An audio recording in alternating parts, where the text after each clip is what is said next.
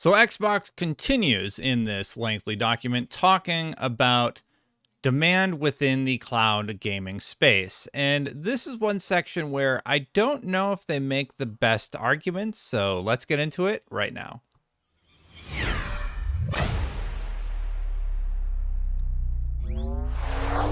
Thank you so much for watching, everybody. I'm actually on the wrong profile. Hit that subscribe button, hit that bell to know when my content goes live. Thank you so much for watching. So diving right back into it, they are talking about, sorry, my document's being a little weird, how cloud gaming doesn't make up that big of a choice for them, but it's weird to me because mobile gaming and cloud gaming is what they've been pushing for so long. So they say there is currently no proven consumer demand for cloud gaming, but that seems strange. Isn't that the whole reason you would make it? So let's hear what else they have to say. Xbox supports cloud gaming as means of delivering games to additional devices, example, mobile devices and smart TVs. So if you're investing in that sort of technology, there has to be a hope that there's a demand there, right?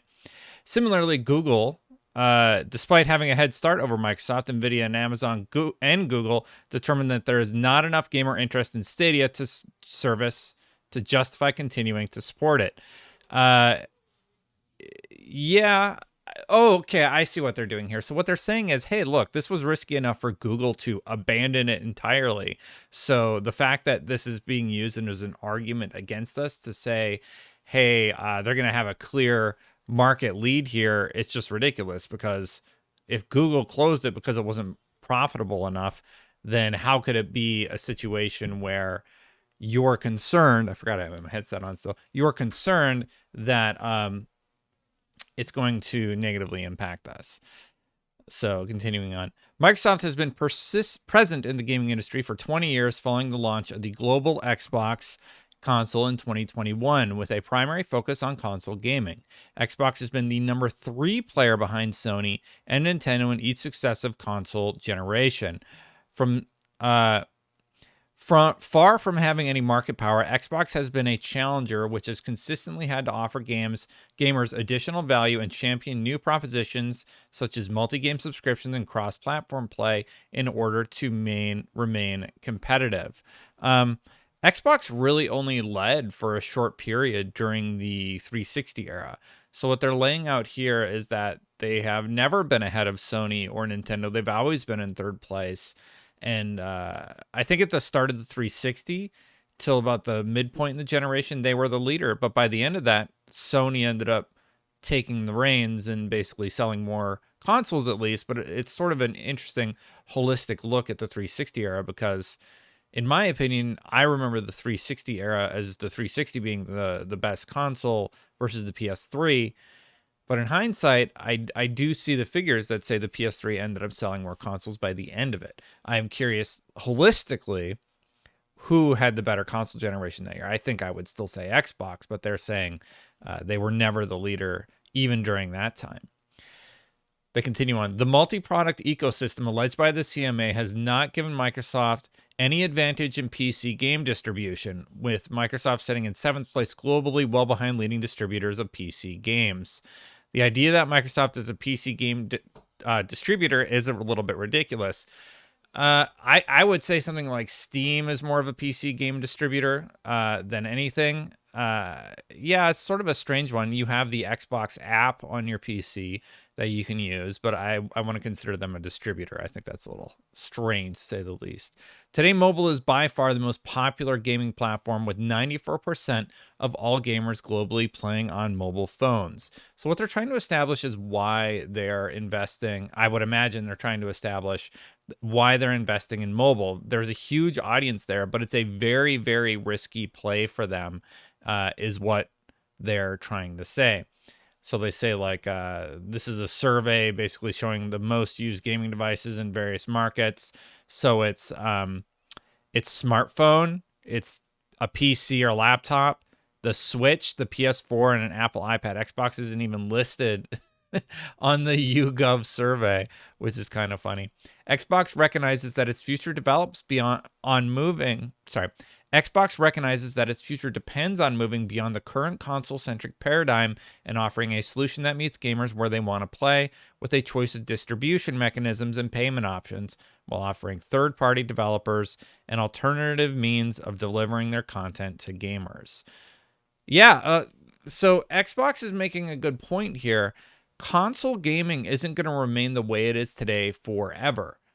Eventually, consoles are going to change potentially to something like, when I see something like the Samsung Smart TV, which just has an Xbox app on it, and then you're able to play all the Xbox games with minimal latency, where it doesn't impact even shooters. I see that as the future of where games are going to go eventually. I think as internet gets faster, I think consoles become less and less the priority for creation. I hope they stay personally, but I do see a future where the main distribution platform is actually televisions, or just something that's much easier to access that kind of come with the purchase. You don't have to buy a TV for $1,000 and then buy an Xbox for $1,000. A lot of families are just going to say, well, you got Xbox and PlayStation here on your television, just play that. And if the technology catches up, that should be totally fine for most people.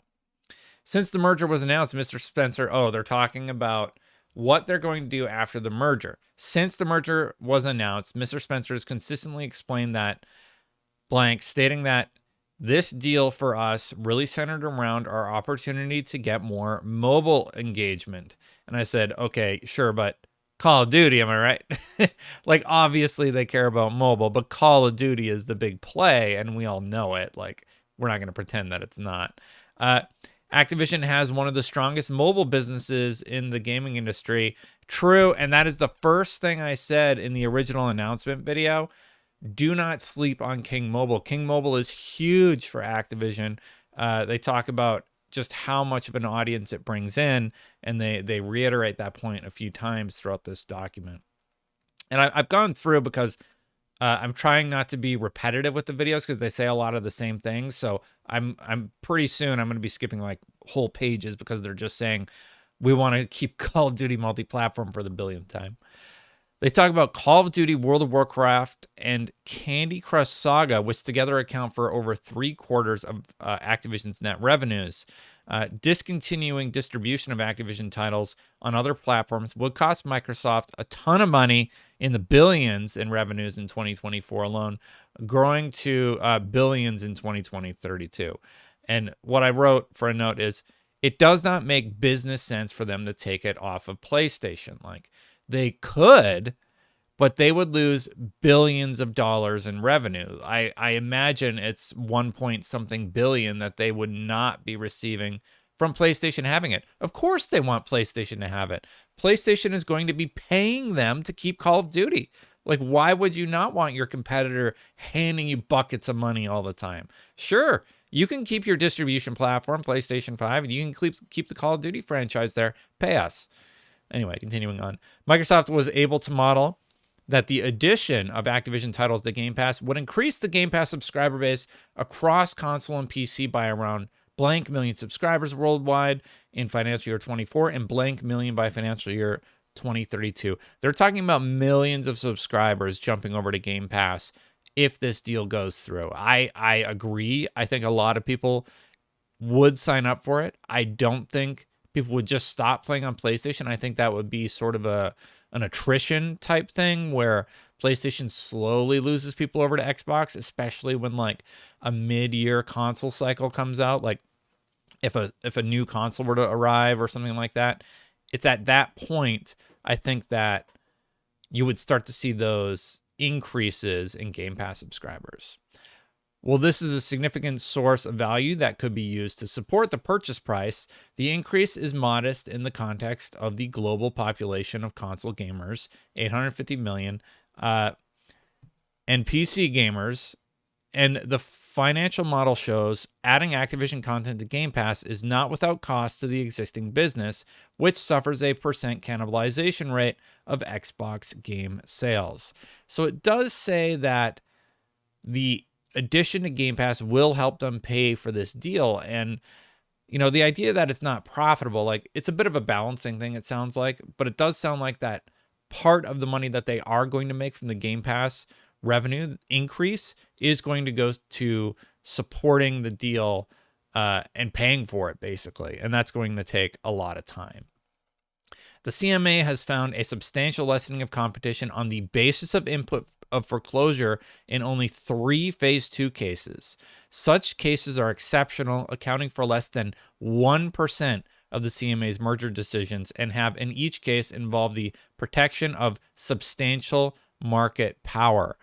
The CMA, in the situations Microsoft is pointing out, they seem intent on making sure that the big company stays on top in every case. And that is not what they're supposed to be doing. They're supposed to be ensuring that competition is good within the sector, not protecting somebody like Sony. And they're kind of calling them out there. It's like, repeatedly, you have protected the most powerful branch, and you're doing it again here with Sony.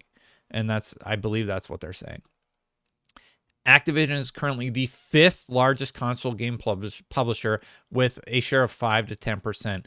The breakdown below is interesting. Even post-merger, Microsoft isn't even that far ahead. So if you look, if Xbox and Activision were to combine, the share of supply would be 10 to 20%, 5 to 10%. Activision, they're still toe-in-toe with EA, Nintendo, Take-Two and Sony are still up there. Sony has stake in Epic Games. So Microsoft, share of supply 10 to 20, Sony 40-50, Nintendo 30 to 40. CMA is considering if merged entity would deny or degrade access to Activision content for Xbox rivals. CMA is considering if Microsoft could become a stronger competitor as compared to the market leader Sony, and there is no impact on Nintendo. So when you break it down by numbers, Microsoft still is quite far behind. Competition is a process of rivalry, and changes in market shares over time are an indicator of healthy competition. Microsoft, as the smallest player in the downstream market, becoming a stronger competitor relative to the established market leader Sony, is an increase in overall competition in the downstream market to the benefit of consumers.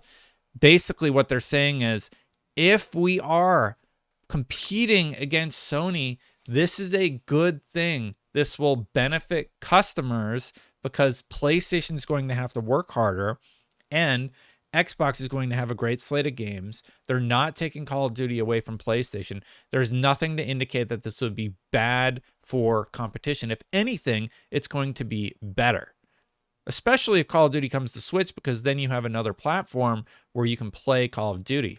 I have to imagine like something like Call of Duty Mobile going to Switch would make a lot of sense and would definitely work there. Anyway, Microsoft does not intend to remove Call of Duty from PlayStation or to degrade access to the franchise, a fact that is supported by a body of evidence. They've said it so many times.